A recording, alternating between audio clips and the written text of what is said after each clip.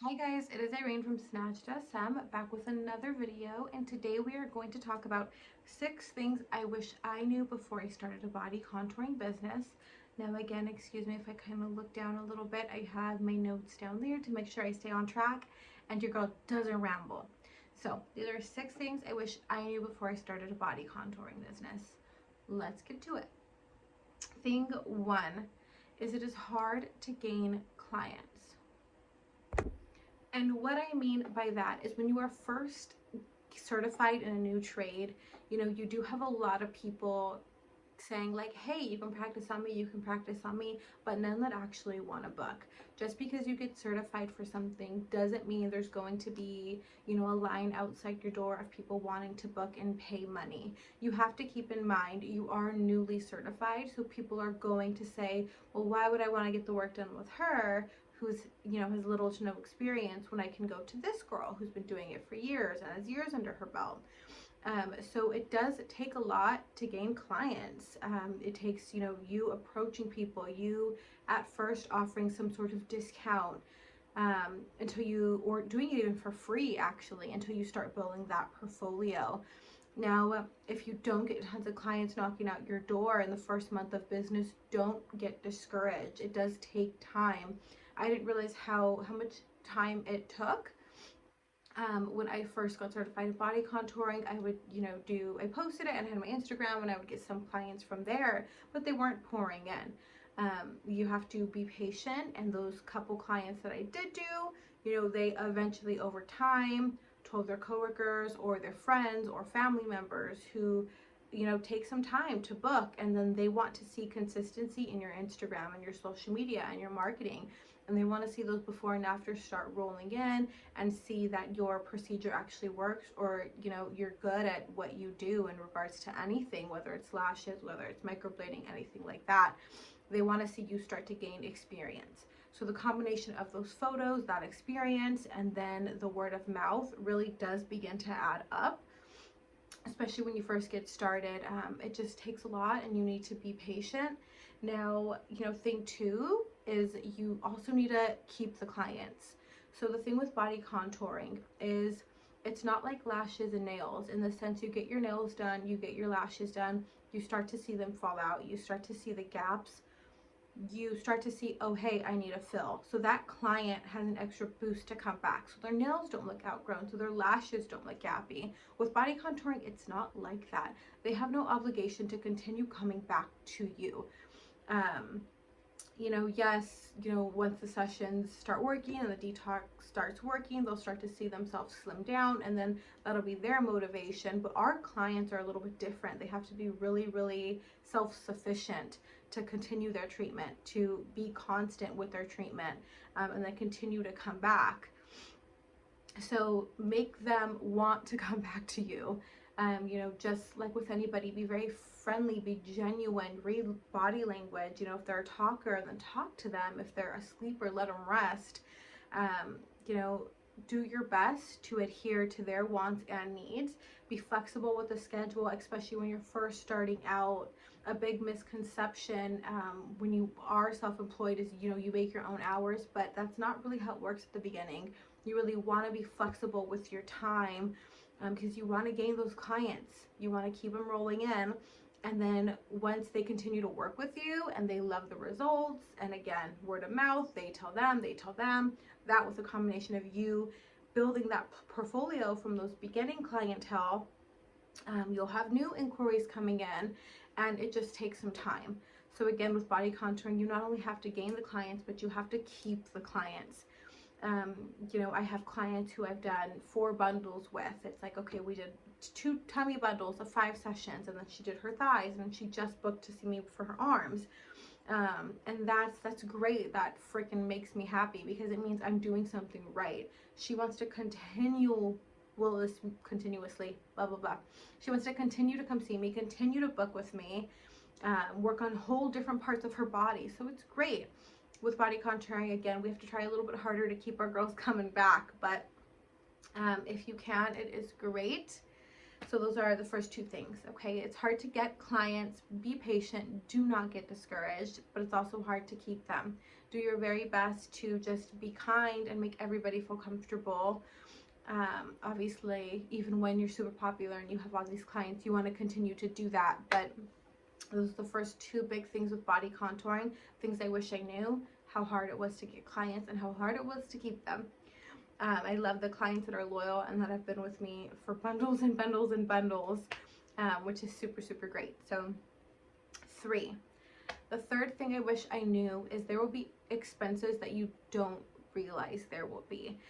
So with body contouring, of course, you know, you have your startup expenses for the machine, the bed, you know, gloves, ultrasound gel, things to boost that, oils, with therapy kit, things like that. So there are some common sense expenses, but keep in mind there are probably more that you're not thinking of. So I love my booking application. I use Vagaro. I use a booking application because it makes it a little bit more professional, in my opinion, to book appointments instead of doing DM to book. It's my personal opinion.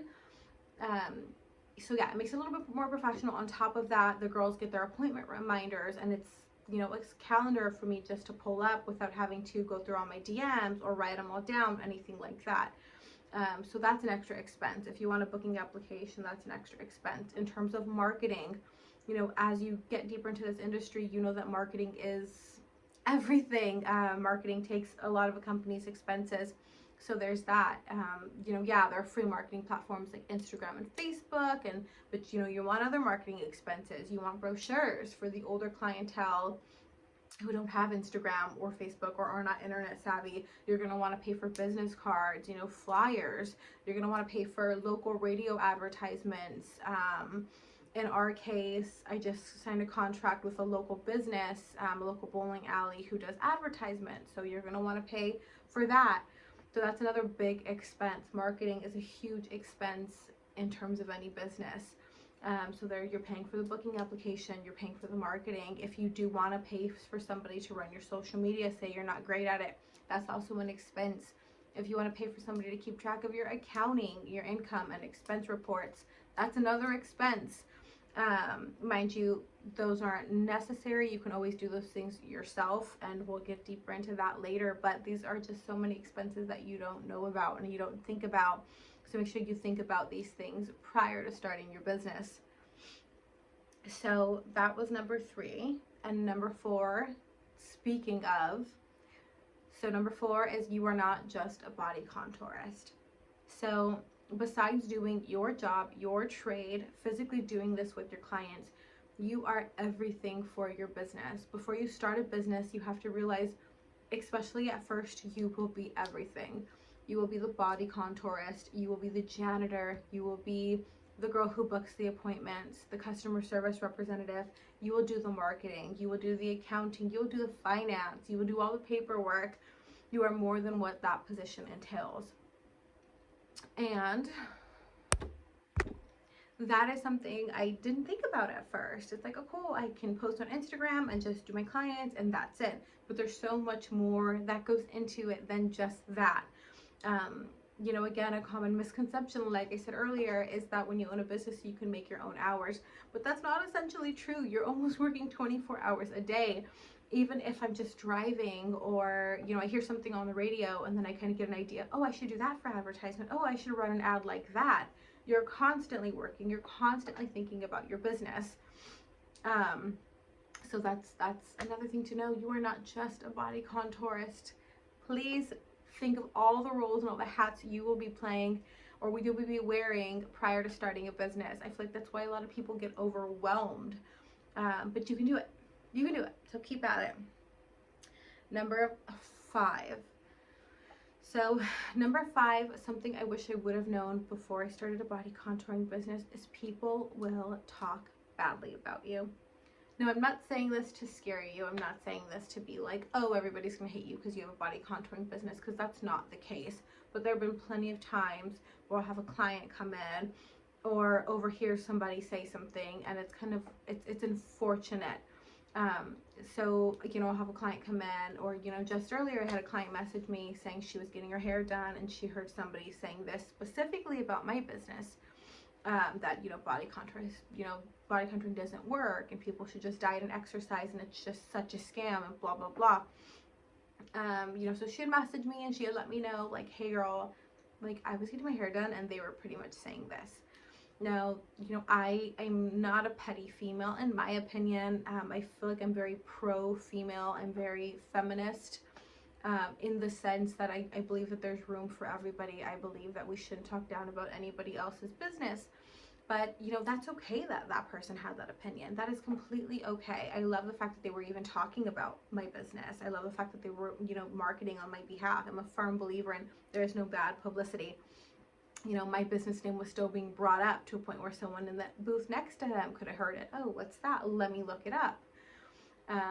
So, people will talk bad about you in this industry. You cannot please everybody. Do not try to be. All you can do is be genuine to your own self and be, positive. Put on your freaking positive pants and just try to let, all the bad comments, don't overthink it.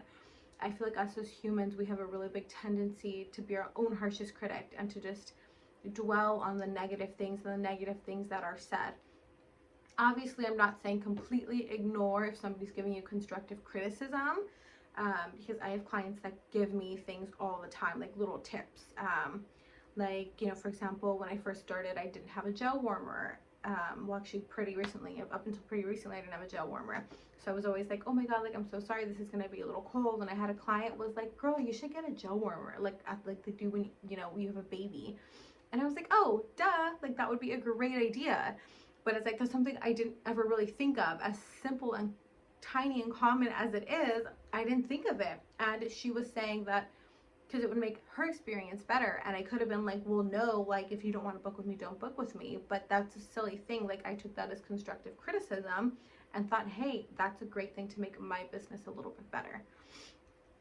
So you have to be prepared for the naysayers and the people who think you're not going to make it and the people who don't fully understand what your business is. So I just wish that people would talk to me and ask me what body contouring is, because I am the first one to tell my clients it's not a quick fix. It's not a diet plan. I'm not here to help you lose weight. You have to do your part. This is supposed to run in conjunction with what you're already doing. So that's something to be prepared for. I didn't realize how often it would happen, especially little old me. I feel like I kind of keep to myself. I just kind of go to work and home and pick up my kids and make dinner, and I have a whole routine. I'm not really one to be super social. Like, I'm not really out on the weekends or anything like that. If so, it's just with my husband. So I'm kind of always a little bit taken back when I hear somebody speaking negative about me, because I'm like, well, I don't know them. I've never met them. Like, I'm like, it sucks, but then at the end of the day, you have to just kind of be like, what it happens, and I wish them nothing but the best. That's all you can do. But it is something to be prepared for, something I didn't anticipate would happen, because I feel like I do my best to be kind to everybody, but it happens and it will continue to happen. And again, just be prepared for it and do your very best to just brush it off. Do not let it discourage you and keep going. So the last thing that I wish I knew before I started body contouring is it is okay not to be okay. It is okay to not know what you're doing at first. So as I said before, I am a first generation business owner. There was no one in my family or friends group that I can be like, hey, how did you do this? Please tell me. Especially the beginning of 2020. There was a lot less on body contouring than there is now. So it took a lot of research and, calling different places, because I remember being confused, because body contouring, as you guys know watching this, it's not FDA approved. It's not backed. Well, in California anyway, you don't have to be a cosmetologist or a licensed esthetician or a medical professional or go, nursing degree to do this. And I got a lot of conflicting information because it was just so new. The Board of Barbering and Cosmetology didn't even really know where to place it or what requirements were needed. I remember literally trying to search up what requirements and licenses were needed and getting conflicting information from YouTube videos and this place and this office and this office. I literally cried. Like, I had a breakdown because I was like, why is this so hard to figure out? Am I that unintelligent of a person? I can't figure this out. And that's okay. That is completely okay to be overwhelmed and frustrated, as long as you don't give up. I feel like we glamorize the business, because on Instagram, obviously, you only post your best self. You only post the best of your business. You only post the good things that happen. So it's so glamorized. People forget that everybody started somewhere. Everybody was struggling at first, and everybody currently has struggles that the world doesn't know about.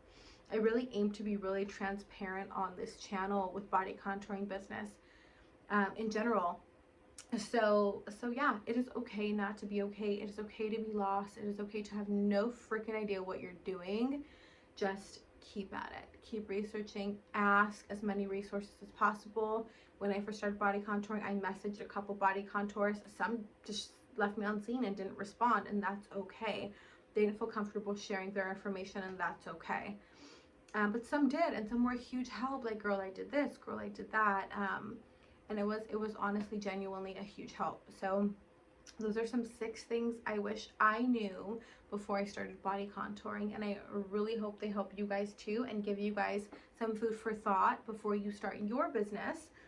And that's about it. Thank you guys. Feel free to check us out on Instagram. Check us out on our trainings. Sorry, my phone messed up. Check us out. We do trainings as well. If you are not local to the Napomo, California area, we do Zoom trainings. I actually just booked my first Zoom training, which is super, super great. So yeah, let me know if you guys have any questions, and I will see you guys soon.